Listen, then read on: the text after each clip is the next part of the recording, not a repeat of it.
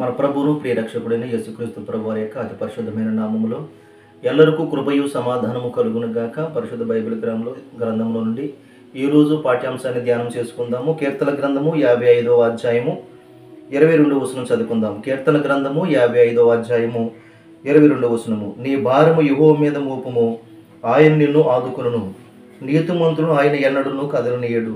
దయగల తండ్రి, ఈ మాటల చేత నాతోను మాతోను సూటిగా స్పష్టంగా మాట్లాడమని యేసుక్రీస్తు నామమును బట్టి అడుగు పొంది ఉన్నాం పరమ తండ్రి, ఆమేన్. ప్రియమైన సహోదరి సహోదరులారా, దేవుడు ఈరోజు మనతో మాట్లాడుతున్నటువంటి అద్భుతమైన మాట, నీ భారము యెహోవా మీద మోపుము. ప్రియమైన దేవుని బిడ్డలారా, భారంతో ఉన్నవేమో, కృంగిపోతూ బాధలో ఉన్న నీతో, చింతతో ఉన్న నీతో ఈరోజు నీతో ప్రభు మాట్లాడుతున్నాడు. అయ్యో, ఈ భారం నేను మోయలేనే, ఈ చింతలో నుండి నేను విడుదల పొందలేనే అని నీవు మోస్తున్నటువంటి భారం, అది అప్పుల భారమే కావచ్చు, ఆర్థిక పరిస్థితులే కావచ్చు, కుటుంబ భారమే కావచ్చు, నీవు కలిగిన ఏ భారమైనా, ఏ వ్యాధి భారమైనా, ఏ పాప భారమైనా, ప్రేమైన దేవుని బిడ్డలారా, ఒకసారి దేవుడు అంటున్నాడు, నీ భారము నా మీద మోపు అంటున్నాడు. నీ భారము యెహోవా మీద మోపము, ఆయన నిన్ను ఆదుకును. ఈ రోజున ఎవరు నిన్ను ఆదరించేవారు, ఎవరు నిన్ను పరామర్శించేవారు, నిన్ను పలకరించేవారు లేకపోవచ్చు. నీ కన్నవారే కావచ్చు, బంధువులే కావచ్చు, స్నేహితులే కావచ్చు, ఎవరు నిన్ను పరామర్శించేవారు, ఆదుకునేవారు ఎవరు లేకపోయినప్పటికీ ప్రభు అన్నాడు, నేను ఆదుకుంటాను, నేను ఉన్నాను, నీకు తోడుగా ఉంటాను, నీకు నీడగా ఉంటాను, నీకు ఆశ్రయంగా ఉంటాను, నీకు కోటగా ఉంటాను, నిన్ను ఆదుకుంటాను, నీకు కలిగినటువంటి ప్రతి భారము నా మీద మోపు అంటున్నాడు. సమస్త భారం మోసుకుంటున్న సమస్త జనులారా, నా యొద్దకు రండి, నేను మీకు విశ్రాంతినిస్తాను, నెమ్మదినిస్తాను, శాంతినిస్తాను, సమాధానం ఇస్తాను, నిత్య జీవాన్ని ఇస్తాను అంటున్నటువంటి పిలుస్తున్నటువంటి గొప్ప దేవుడు ఈరోజు నీతో అంటున్నాడు, నేను ఆదుకుంటానయ్యా, నీ భారం నా మీద మోపు అంటున్నాడు.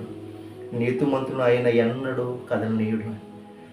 ప్రియమైన సహోదరి సహోదరుడా, యథార్థంగా ఉన్నావా? నీతిని వెంబడిస్తున్నావా? అయిన భారం, అయిన శ్రమలు, అయిన నిందలు, అయిన కష్టం అనిపిస్తున్నావా?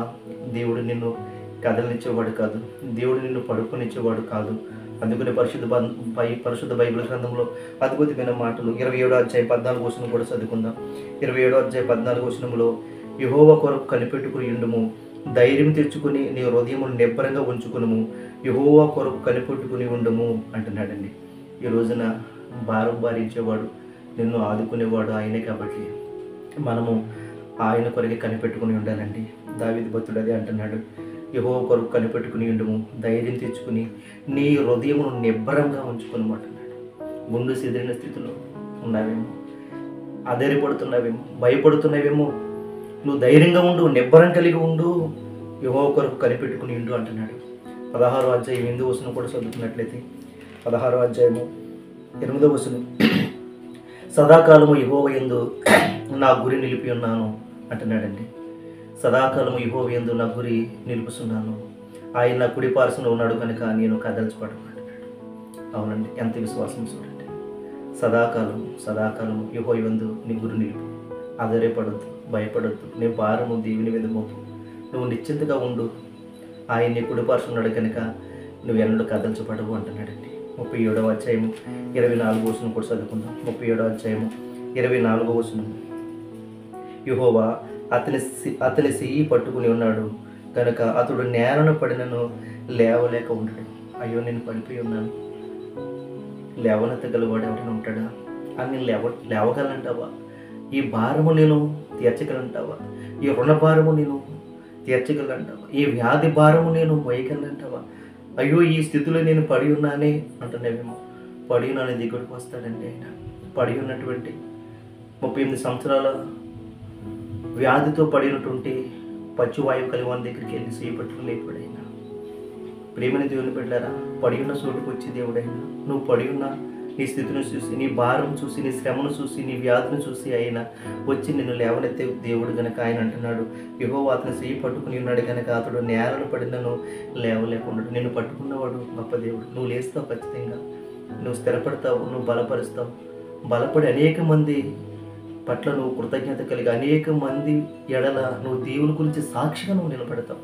అటు గొప్ప ధన్యత దేవుడు నీకు దయచేస్తున్నాడు. పేతురు రాసినటువంటి మొదటి పత్రిక 5వ అధ్యాయము, పేతురు రాసినటువంటి మొదటి పత్రిక 5వ అధ్యాయము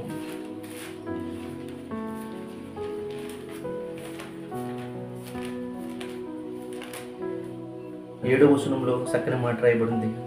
ఆయన మిమ్మల్ని గురించి చింతించున్నాడు కనుక మీ చింత యావత్తు ఆయన మీద మోపండి. ఈ రోజున మన కొరకు చింతపడి వారు ఎవరైనా ఉన్నారు అంటే, మన భారం భరించేవారు, మనకు తోడుగా ఆదుకునేవారు, ఆదరించేవారు ఎవరైనా ఉన్నారంటే ఆయన ఒక్కడేనండి. నీ కొరకు నా కొరకు ఒక ఆలోచన కలిగినటువంటి దేవుడు, నీ కొరకు నా కొరకు కన్నీరు పెట్టుకున్న దేవుడు, నీ కొరకు నా కొరకు దుఃఖిస్తున్నటువంటి దేవుడు మనకుంటాడండి. మన శ్రమలో, మన బాధలో వెన్నింటి ఉంటూ ధైర్యపరుస్తూ, ఎదుగో నేనున్నాను అని ఆయన మనకి ఎంతగానో ధైర్యపరుస్తున్నాడు. ఆయన మిమ్మల్ని గురించి చింతిస్తున్నాడు. మీరు నిబ్బరమైన ఆయన మిమ్మల్ని గురించి చింతిస్తున్నాడు కనుక మీరు చింత యావత్తు ఆయన మీద వేడి నిబ్బరమైన బుద్ధి గలవారే మెలకుగా ఉండండి అంటున్నాడు. కనుక ఈరోజు మనం అందరం కూడా అలాంటి స్థితిలో ఉందాము.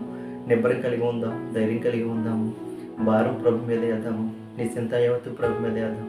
మన భారం నుండి మోసేవాడు, ఆదుకునేవాడు ఆయన కనుక మనందరం కూడా ప్రభువును పెట్టి ధైర్యం తీర్చుకొని ముందుకు కొనసాగుదాం. ఆగిపోయే వారంగా ఉండొద్దు, సాగిపోయే వారంగా ఉందాం. ఇటు మాటలు దేవుడు మన ఇంట్లో దీవించి ఆశీర్వదించును గాక.